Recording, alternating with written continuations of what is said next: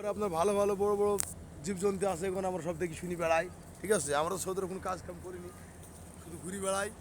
আর কিছু কিনবো আর কি, কিনে একটা মনে করছি চিড়িয়াখানা বানাবো সৌদি আরবে, বুঝছেন। আমরা তিনজনাই পার্টনার, বুঝছেন, তিনজনাই পার্টনার।